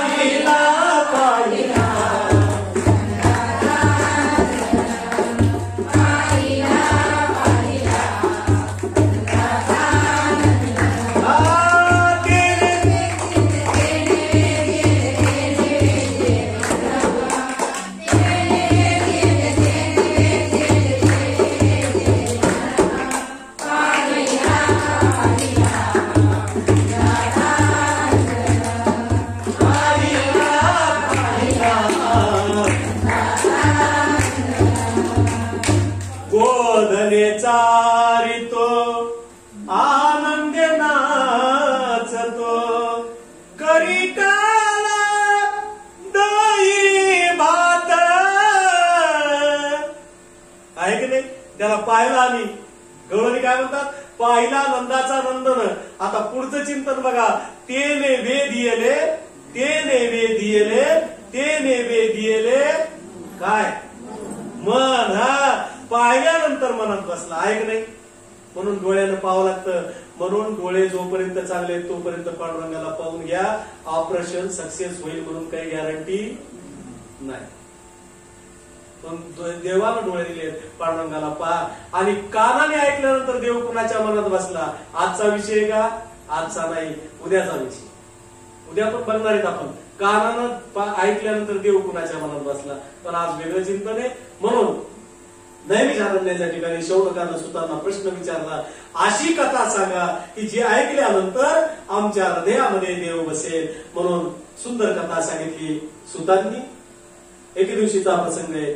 नारद भ्रमण करत करत बद्रिक आश्रमच्या ठिकाणी गेले आणि नारदाची समाधी लागली. आता नारद एका जागेवर बसतात का कधी? ते सगळीकडे फिरणार. नारद मुनी म्हणजे नारद मुनी, ते सगळीकडे फिरणारे. आणि त्यांची समाधी लागली. आश्चर्य का नाही? आश्चर्याचे ना. एखाद्या बाईला दिवसभर बडबड करायची सवय असते आणि एकदम एक दिवस ती काहीच बोलू नये दिवसभर. ताई आज काय झालं होतं? मग बोलत नाही काही, तुमचा आवाजच येईल. आणि रोज बडबड करीत तेव्हा आली बाया कॅसेट. आता इतकं बोलन करे म्हणजे रोज बोलती तरी त्रास, नाही बोलती तरी त्रास होतच का नाही? समजा नारद फिरतात. आता एका जागेवर बसली तरी समाधी लागली आणि सनकादिक ऋषी जवळ गेले. आता बघा कथा नीट आहे का? भागवत महात्म्यातली कथा आहे. सनकादिक ऋषी गेले आणि नारदाकडे पाहिलं. म्हणजे नारद तुम्ही एका जागेवर कसं काय शांत बसले? त्यावेळेस नारदाच्या डोळ्यात पाणी आलं. का? तर संताची वेळ झाली. आता माझा प्रश्न सुटेल. कारण कार्य हिंडता रानो राणी पुसा संताला जाऊ नये. इकडे तिकडे फिरायची गरजच नाही. संताला विचारले की मार्ग आपोआप सापडतो. आणि मग नारदाने डोळे उघडले, संकादिक ऋषींकडे पाहिलं. पाहिल्याबरोबर संकादिक ऋषींना म्हणाले, संकादिक ऋषी म्हणले तुम्ही इथं कसं काय? म्हणले काय सांगू तुम्हाला? नारद म्हणले मी त्रैलोक्यामध्ये भ्रमण करत होतो आणि त्रैलोक्यामध्ये भ्रमण करत असताना कलियुगामध्ये भ्रमण करते वेळेस मी असं दृश्य पाहिलं की म्हाताऱ्या आई वडिलाचा अपमान घरामध्ये होतो. म्हाताऱ्या लोकांचा अपमान घरामध्ये चाललाय. भागवतात श्लोक आलाय, तरुणी प्रभुता गे हे शालको बुद्धिदायका. त्याचा अर्थ काय होतो? ज्याच्याजवळ पैसा आहे त्याच चालत आणि ज्याच्याजवळ पैसा नाही त्याचं चालतं का? चालत नाही, असं वाईट दृश्य पाहिलं आणि मला फार वाईट वाटलं. अरे ज्या म्हाताऱ्यांनी कष्ट करून हा संसार उभा केला त्या म्हाताऱ्याला विचारायला कोणी तयार नाही, त्या म्हाताऱ्याला विचारायला कोणी तयार नाही. मग भ्रमण करत करत करत करत मी वृंदावनला गेलो आणि वृंदावनला गेल्यानंतर वृंदावनची माती माझ्या चरणाला लागली आणि मला थोडा आनंद वाटला. आणि मग एका बाईनं मला आवाज दिला. कुठं? वृंदावनात. भो भो साधू क्षणम तिष्ठ. भागवतातले श्लोक येते. भो भो साधू क्षणम तिष्ठ म्हणजे एक क्षण थांबा. का बरं एक क्षण? एक क्षण. एवढा जरी सत्संग मिळाला जीवनामध्ये तरी जीवनात कल्याण आहे आपला. एक क्षण. आता बघा तुम्ही, मोहरीचा दाणा बैलाच्या शिंगावर ठेवा. मोहरीचा दाणा बैलाच्या शिंगावर किती घंट्यानं खाली पडत? बरं किती महिन्यानं? बरं किती वर्षानं? लगेच पडत ना, आहे की नाही? इतका वेळ जरी चांगला माणूस आमच्या संपर्कात आला तरी आमचं कल्याण होतं आणि इतका वेळ जरी वाईट माणूस असला तरी आमचं पतन होतं. बैलाच्या शिंगावर मोहरीचा दाणा ठेवणं आणि खाली पडणं एकच क्रिया आहे का नाही? तसं संतांची आपली भेट एकच क्रिया आहे. कशी क्रिया? तात्काळ ती दशा पालटते पालटते तात्काळ ती दशा पालटते पालटते तात्काळ ती दशा पालटते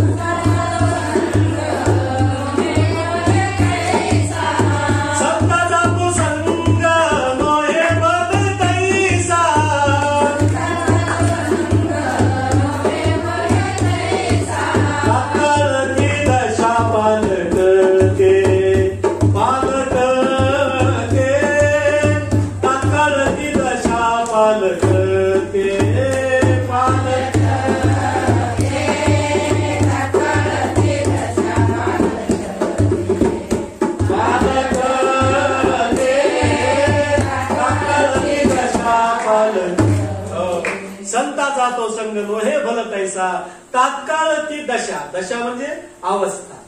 अवस्था बदलली की संपलं. पुन्हा काय लागत? आता बघा तुम्ही, सोपा सोपा सोपा दाखलाय. परीस नावाचा दगड. त्या परिसाचं सामर्थ्य किती आहे? किती ताकद आहे त्याच्यात? तो जर लोखंडाला लागला तर लोखंडाचं काय होतं? सोनं होतं. एक जणांनी काय केलं माहितीये का? लोखंडन परीस एकाच खोलीत ठेवला. कुठं? एकाच खोलीत ठेवला, पण 2 फुटाच्या अंतरावर. इथं ठेवलं लोखंड, इथं ठेवला परीस. किती वर्षानं सोनं होईल? किती किती जन्म गेले तरी सोनं होईल का? कारण स्पर्श नाही.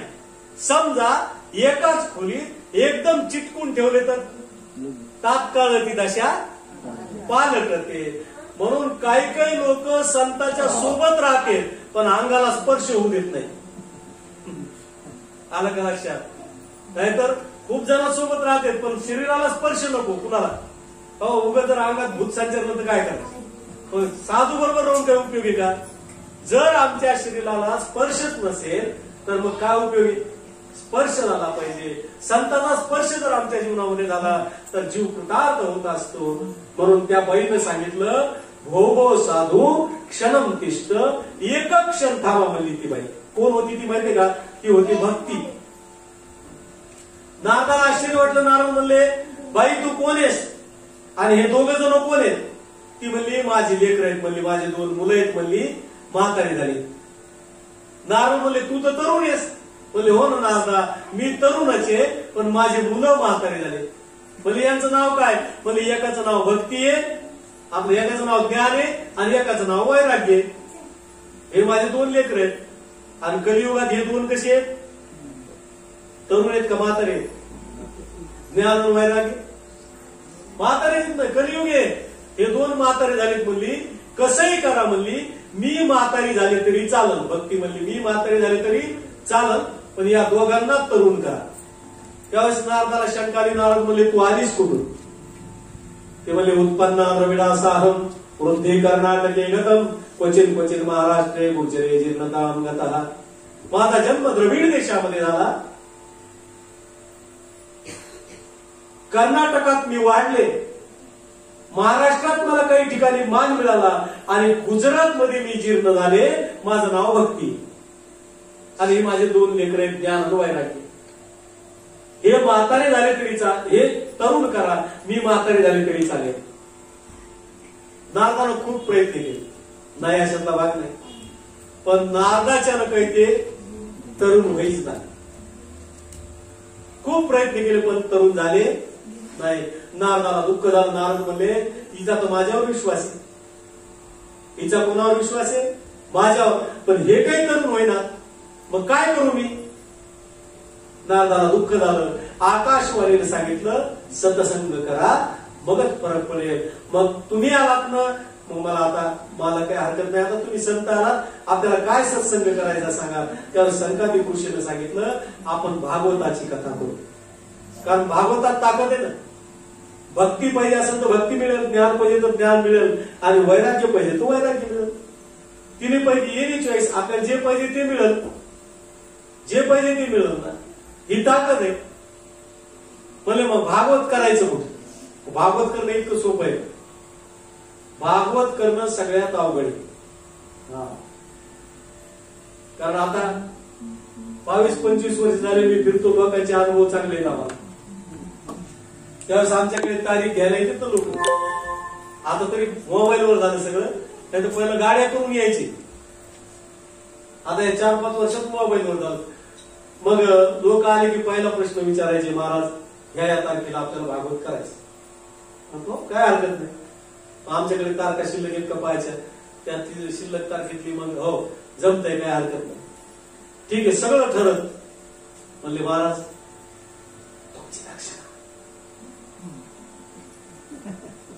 तेवढं कळालं म्हणजे आमच्या डोक्याला ताण नाही. आता तेवढं करू द्या महाराज. महाराज म्हणजे त्याचं काय भत राहील, जे होईल ते होईल, त्याचं काय तुम्ही कार्यक्रम करा. नाही पण ते तुमचं कळालं बरोबर आले 1-2 माणसं असतील, याकडे विचारून काय पुन्हा नको. महाराज म्हणजे तसं काय नाही, तुम्ही करा ना, भागवत करायला त्याला काय पैसे लागतात का? भागवताला पैसे कमी लागतात. मला सांगा, खायला पैसे जास्त लागतात का डेकोरेशनला? किराणा किती काही जरी खाल्लं तर रोज 2 किलो तूप खाऊ द्या, किराणा किती होणार आहे? किती होणार आहे मला सांगा. अहो खायला पैसे कमी लागते पण नटायला पैसे लय लागते. अरे बाबा, त्याचे काही चार्जेस नाही. 5,000, 10,000, 20,000 पर्यंत साड्या आहेत, 830 पासून. त्याला मग खायला लागत काही, खायला लागत नाही काही, पण नटायला मात्र पैसे लागत.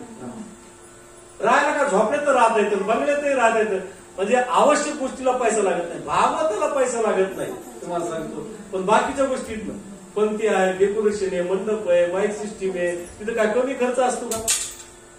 नाही म्हणले महाराज एकदा तुम्ही सांगाच. मग मी भागवतातला श्लोक काढला आणि त्याला सांगितलं भागवताच्या श्लोकात लिहिलंय की मुलीच्या लग्नाला आपण जितका पैसा खर्च करतो तितका भागवतात केला पाहिजे. भागवतात सांगितलं बरं, तितका पैसा खर्च करावा मुलीच्या लग्नात. मग ती यजमान इतका हुशार होता, ते म्हणलं महाराज जमलं ना आपलं.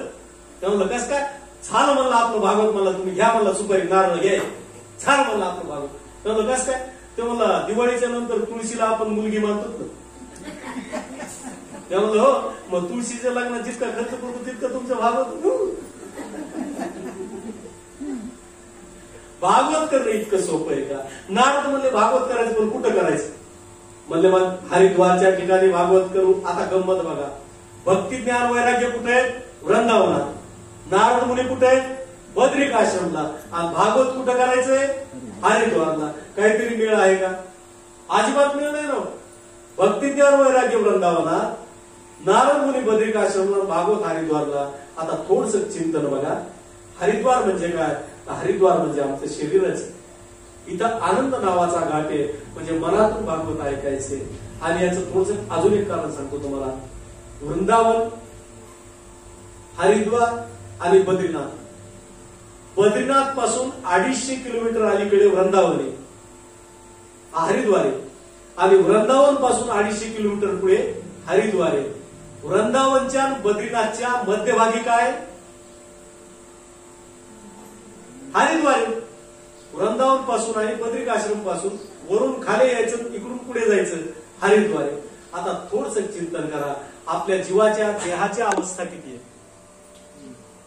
जो आपला जीव आहे बॅटरीवर करतात, बटन दाब बॅटरी, अवस्था किती आहेत बघा. देहाच्या अवस्था 3 आहेत का नाही? बालपणे, तरुणपणे आणि म्हातारपणे. फक्त बटन दाबायचं एसीडीसीच वरच. ह्या 3 अवस्था नाही, दबून नाही. सारं कुठे? ह्या अवस्था आहे. कोणत्या अवस्था? बालपण, तरुणपण आणि म्हातारपण. भागवत कुठं झालं पाहिजे? हरिद्वारला झालं पाहिजे ना. हा, कुठं झालं पाहिजे? हरिद्वार. म्हणजे कधी ऐकलं पाहिजे? तरुणपणी. कारण हे तरुण वय कसं आहे सांगतो तुम्हाला. याच वयामध्ये नोकरी करायची असते. वयवर्षी 20 ते 50 आहे की नाही? याच वयामध्ये संसार करायचा असतो. याच वयामध्ये पैसे कमवायचे असतात. आणि याच वयामध्ये परमार्थ करायचा असतो. तारेवरची कसरत असते बरं का. 20च्या आधी सांगितलेलं कळत नाही आणि 50च्या नंतर सांगून उपयोग नाही. आलं का? आधी कळत नाही आणि नंतर सांगून उपयोग नाही. मग उपयोगाचं कोणतं वय? मधलं वय, तरुणपणा. म्हणजे हरिद्वार हे महत्वाचं आहे ना. मग ऐकलं पाहिजे. आता जर नोकरी आपण तरुण वयात केली तर पेन्शन कधी मिळते? म्हातारपणी. तरुणपणी हरिपाठ केला तर याचा उपयोग कधी आपल्याला? जरी आपल्याला कुणी नाही बोललं तरी ज्ञानेश्वर महाराज तर बोलणारच ना. म्हणजे देवाचे द्वारे पुसून तर शेवटपर्यंत आपल्याला म्हणता येईल ना. कारण हे ज्ञानेश्वर महाराजच आहे. हे तर होईल ना आपल्याला. कारण ती आमची पेन्शन आहे. कोणती? म्हातारपणी आम्हाला जे परमार्थ आहे ती आमची पेन्शन आहे, नोकरीतली पेन्शन आहे. तद्वत आमचा तरुण वयामध्ये वयाच्या 50 पर्यंत आम्ही परमार्थ केला पाहिजे. तो संग्रही राहतो, पाठ होतं. आणि म्हातारपणी पुन्हा वेगळं वाचायची गरज पडत नाही. एखाद्या डोळ्यात नाही दिसलं तरी चालतं, कानात नाही ऐकलं तरी, पण आम्हाला परमार्थ पूर्ण आहे. समजा 80 वर्षाचं होईपर्यंत कधी त्यांनी राम म्हणलाच नाही आणि वयाच्या 80व्या वर्षी त्याला म्हणलं राम म्हणणं. तो काय म्हणतो? लांब. त्याला राम येतं का? लांब. म्हणजे जवळची माणसं कुठे जाते? फायदा आहे का? उपयोग नाही ना. म्हणून संचयाचं वय सुद्धा आहे. मग हरिद्वारच्या ठिकाणी भागवत केलं. नारद स्वतः यजमान झाले आणि भागवत कोण सांगायले? सनकादिक ऋषी. भागवत कुणाच्या तोंडाने ऐकावं हे कळालं पाहिजे. मूर्खाच्या मुखातून जर भागवत ऐकलं तर जीव भ्रमित होतो, पागल होतो. एखाद्या ज्ञानाच्या मुखातून ऐकलं तर जीव चकित होतो आणि एखाद्या संताच्या मुखातून ऐकलं तर जीव कृतार्थ होतो. म्हणून संताच्या मुखातून भागवत ऐकलं पाहिजे. इथं स्वतः संत आहे संकादिक ऋषी. भागवत सुरू झालं आणि भागवताची कथा सुरू झाली. कशासाठी? ज्ञान आणि वैराग्य तरुण करण्यासाठी भागवत कथा आहे. पहिला दिवस झाला, दुसरा दिवस झाला, तिसरा दिवस झाला, 14 दिवस झाला, पण भक्ती ज्ञान वैराग्य आले नाही. नारदाच्या डोळ्यात पाणी आलं आणि नारद म्हणाले, अरे ज्याच्यासाठी भागवत आहे ते भक्ती ज्ञान वैराग्य यायला तयार नाही. आणि शेवटी समापनाचा दिवस जवळ आला आणि जसा समापनाचा दिवस जवळ आला नारदाच्या डोळ्यात पाणी आलं. आज जर भक्ती ज्ञान वैराग्य जर नाही आले तर माझ्या सत्संगाचा काही उपयोग नाही. आणि मग शेवटचा दिवस जवळ आला. भागवत समापनाच्या दिशेनं वाटचाल करू लागलं. नाम संकीर्तनम यस्य सर्व पाप प्रणाशनम प्रणामो दुःख शमन संत माने हरिम परम. या दिशेनं भागवत चाललं. आणि मग काय चमत्कार, त्या मंडपामध्ये भक्ती ज्ञान वैराग्य नाचत नाचत आले, नाकानं पाहिले. एवढा आनंद झाला की काय भागवताची ताकद आहे. ज्ञान वैराग्य तरुण झाले, ज्ञान वैराग्य तरुण झाले. नुसते नाचत नाचत नाही आले, तर मुखानं नामस्मरण करत करत आले. हाताने टाळी आणि मुखाने नामस्मरण. श्रीकृष्ण गोविंद हरे मुरारे, हे नाथ नारायण वासुदेव. हरे मुरारे, हे नाथ नारायण. श्रीकृष्ण गोविंद हरे मुरारे, हे नाथ नारायण वासुदेव. हरे मुरारे, हे नाथ नारायण. हे नाथ नारायण वासुदेव, हे नाथ नारायण वासुदेव.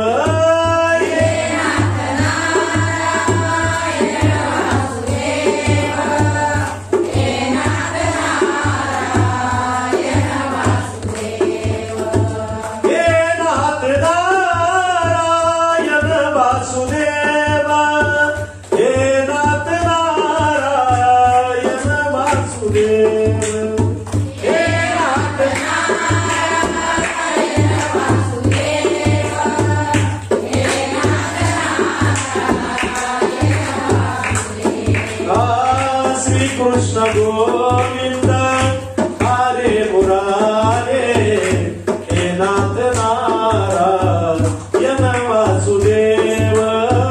श्री कृष्ण गोविंद हरे मुरारे, हे नाथ नारायण वासुदेव. भक्ती ज्ञान वैराग्य नाचत नाचत आले. नादांना आनंद झाला आणि नादाने एक प्रश्न विचारला भक्तीला. भक्ती, आता तू कुठे जाणार? त्यावेळेस भक्तीने सांगितलं, नारदा मद भक्त यत्र गायंती तत्र तिष्ठामि नारदा.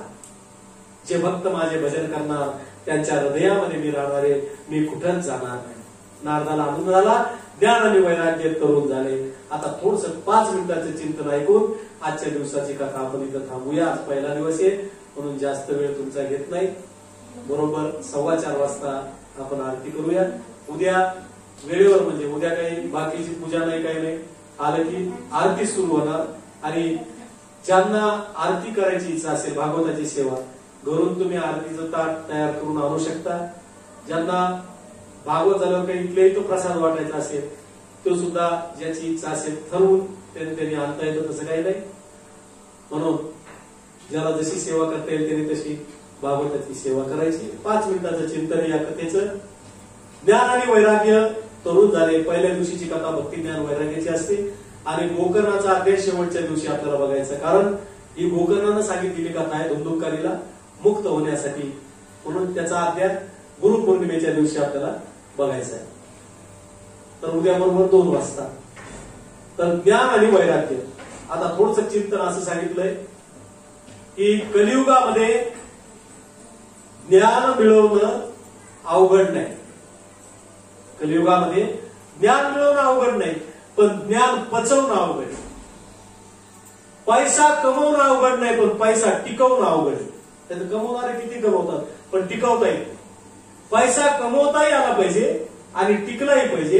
ज्ञान मिळवताही आलं पाहिजे आणि टिकलंही पाहिजे. कारण ज्ञानाच्या ठिकाणी सगळ्यात मोठा धोका आहे अहंकाराचा. म्हणजे आम्हाला थोडं आलं की असं वाटतं माझ्यासारखं कोणी नाही. साधी गोष्ट, आम्हाला हरिपाठ करायचा, ज्याला मृदंग लावता येतो ना, तो मुद्दाम उशीर आहे. त्याला माहिती आहे आपण गेल्याशिवाय हरिपाठ सुरूच होत नाही. त्या ध्यानाच्या ठिकाणी काय झाला, अहंकार झाला. अहंकार उपयोगाचा आहे का? तुम्हाला ज्ञान मिळणं चांगलं आहे, पण ज्ञानाला जर अहंकाराची जोड असेल तर तुम्ही अज्ञानीचे, तुम्ही काही ज्ञानी नाही. अजून सोपं सांगतो तुम्हाला. एखाद्याच्या घरी लग्न असतं आणि ते लग्नासाठी मुहूर्ताचे गाणे म्हणायचे असते. मुहूर्ताची गाणी कोणाला येते? म्हाताऱ्या बाया. मग त्यांच्या घरची बाई जाते म्हणते, आजी आमच्या घरी गाणी म्हणायला या बर का, आमची तर लग्न आहे मुहूर्ताचं.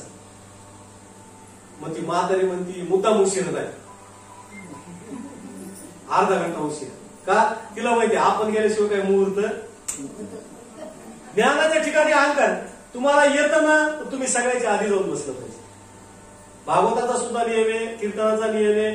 काही काही लोक शेवटपर्यंत येतात, पण नियम असा सांगितलाय शास्त्रकारानं, भागवतकार येण्याच्या 5 मिनिट अगोदर सगळ्यांनी उपस्थित राहिलं पाहिजे. कारण येताना त्याची जे आदरातिथ्य असतं समजा त्या भागवतकाराचं, ते सहज आपल्याच्यानं कळत असतं, म्हणून आपण आधी आलं पाहिजे, म्हणजे 5 मिनिट आधी असतं.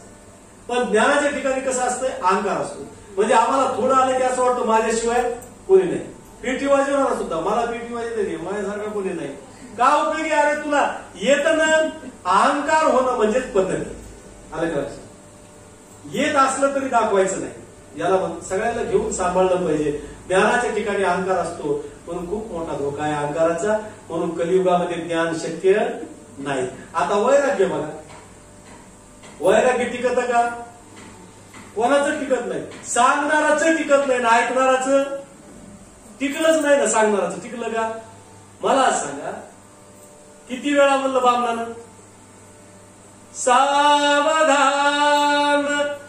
कोण मंडपातून पळून गेलं? आपण कोणी पळून गेलो का?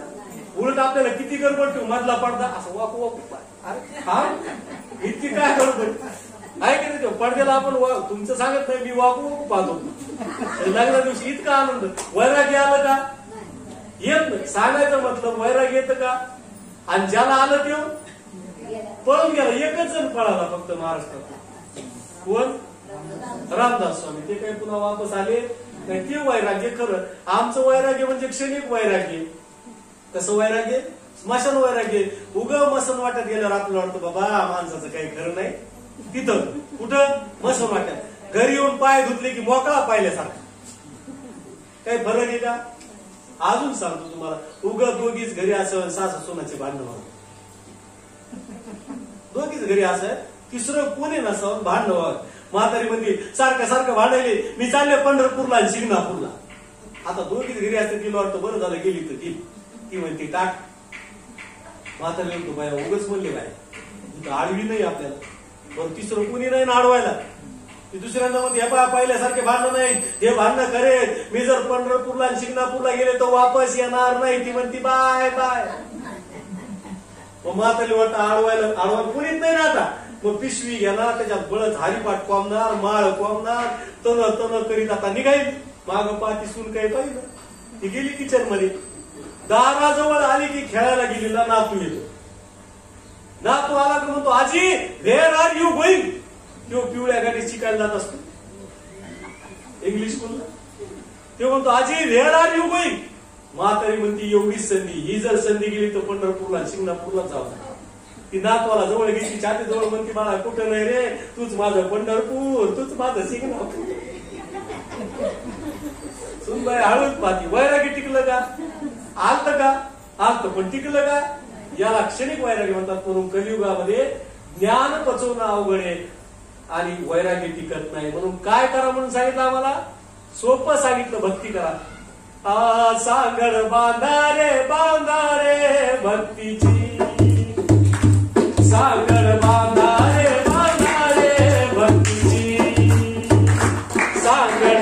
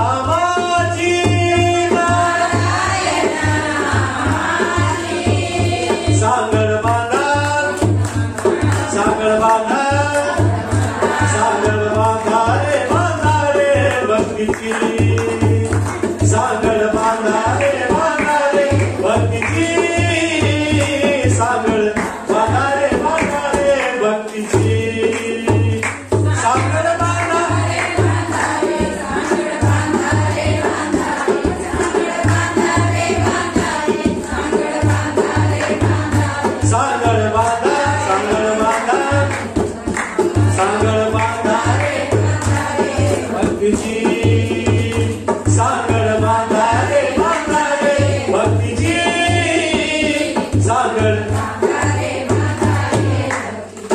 नारायण नामाची. आता यातली गंमत सांगतो तुम्हाला. भक्तीच का तर ज्ञान आणि वैराग्य लेकर कोणाचे? भक्तीचे. आणि जर भक्तीला जर आपण हाताला धरलं तर लेकर कुठे जाणार आहे? कुठे जाणार नाही. आता जर ज्ञान पाहिजे तर भक्ती पाहिजे आधी. आता ज्ञान नुसतं उपयोगाच नाही. ज्ञानाला भक्तीची जोड पाहिजे, वैराग्याला भक्तीची जोड पाहिजे, दोन्हीला भक्तीची जोड पाहिजे. म्हणून फक्त भक्ती करा. कलियुगात काय सांगितलंय? पिटू भक्तीचा डांगोरा कळी काळाशी दरारा. कळी काळाशी दरारा म्हणून भक्तीचा डांगोरा पिटा. कारण पुढे भक्तीने धरले हाती, मागे ज्ञान वैराग्य चालत येते, आपोआप चालत येतात. म्हणून भक्ती करा. असा भक्तिरस नावाचा आपला भागवत ग्रंथ आहे. रोज मी तुम्हाला या ठिकाणी भक्तिरस देत जाईल. आपण एक एक या ठिकाणी जे मधुराष्टके गोविंदाष्टके रोज एक एक आपण घेऊन सुरुवात करत जाऊ. म्हणून उद्या बरोबर 2 वाजता कथेला सुरुवात होईल. 2 ते 4:15 साडेचार वाजेपर्यंत आरती आपली सगळी होऊन जाते. म्हणून सगळ्यांनी उद्यापासून वेळेवर उपस्थित व्हायचे. आज आपण भक्ती ज्ञान वैराग्याची कथा बघितली. उद्याच्या कथेमध्ये आपल्याला राजा परीक्षितीचा जन्म कसा झाला, कलियुगाला राजा परीक्षितीने जागा कशी दिली याची कथा. आणि उद्या बरोबर याच वेळेला आपल्याला विदुराचे चरित्र बघायचे. कारण विदुराच्या घरी देव न बोलावता कसे गेले आणि कृष्ण परमात्म्याने विदुरा घरच्या कन्या कशा खाल्ल्या, या विदुरा घरच्या कन्या आपल्याला उद्या बघायच्या. म्हणून उद्यापासून बरोबर वेळेवर 2 वाजता सगळ्यांनी उपस्थित व्हायचे. आजच्या कथेला या ठिकाणी विराम. आता आरती होईल. आरतीनंतर सगळ्यांना प्रसाद दिला जाईल आणि पसायदान होईपर्यंत कोणीही आपली जागा सोडायची नाही. आरतीला उभं राहायचं. आरती झाली की खाली बसायचं. त्यानंतर पसायदान होईपर्यंत पसायदान झाल्याशिवाय कोणीही जागा सोडायची नाही. या आपण आरती करू. आरतीनंतर पसायदान.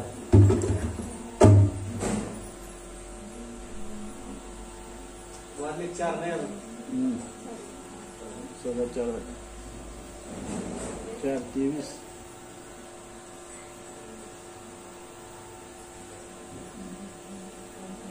आरती पान नंबर 16 वरची.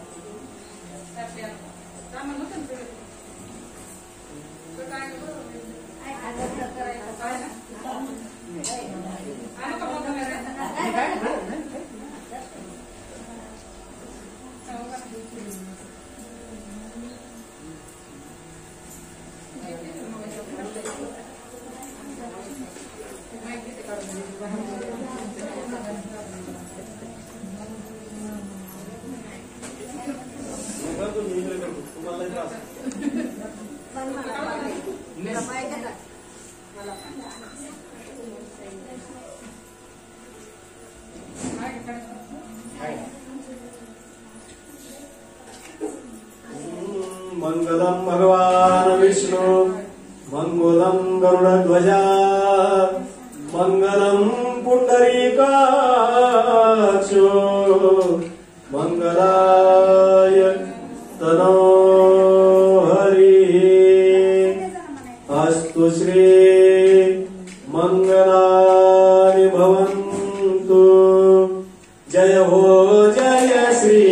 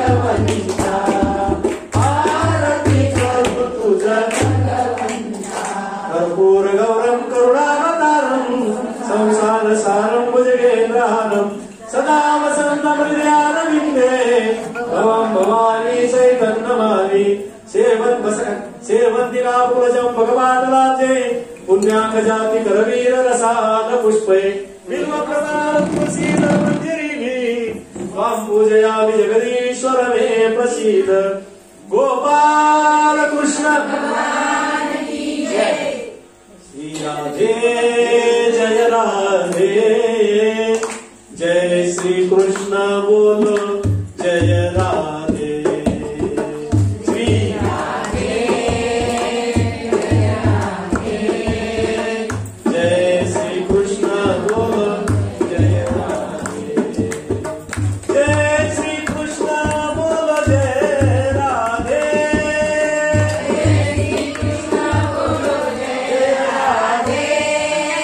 जय श्री कृष्ण बोलो जय राधे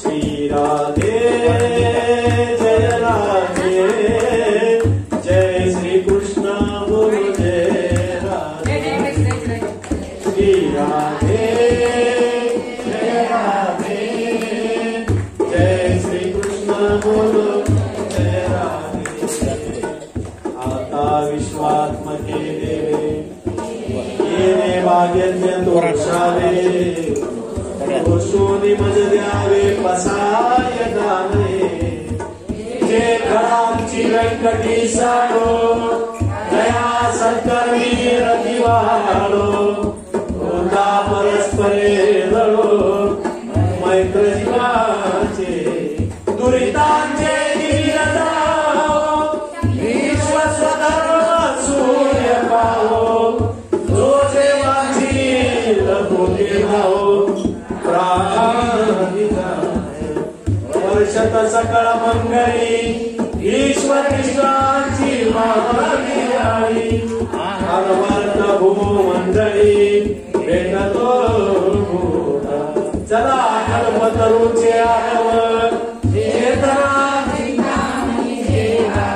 बोलती ज्ञानवादी पुरुषाचे चंद्रमे जया लांछना मातंड जयता महिमा ते सर्वाई सदा सज्जन सोय रे हो किंबहुना सर्व सुखी पूर्ण भवानी लोकी भजिलो आदि पुरुषी अखंडी आणि गंगो भजिले विशेष लोकाय कृष्ण कृष्ण विजय होवावे एकमने श्री विश्वेश्वर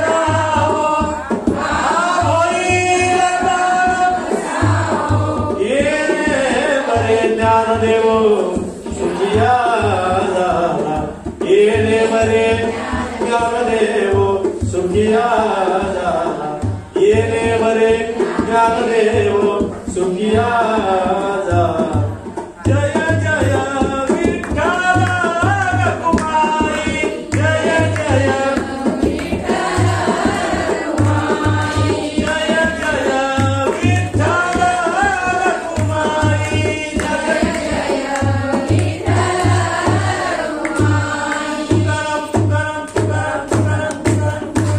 हो ज्यांनी इथं नारळ ठेवलेले आहे संकल्प करून समाप्तीच्या दिवशी ज्यावेळेस आरती होईल त्यावेळेस माझ्याकडून भागवताला स्पर्श करून तो प्रसाद तुम्ही तुमचा घ्यायचा आहे समाप्तीपर्यंत ते इथं राहतील।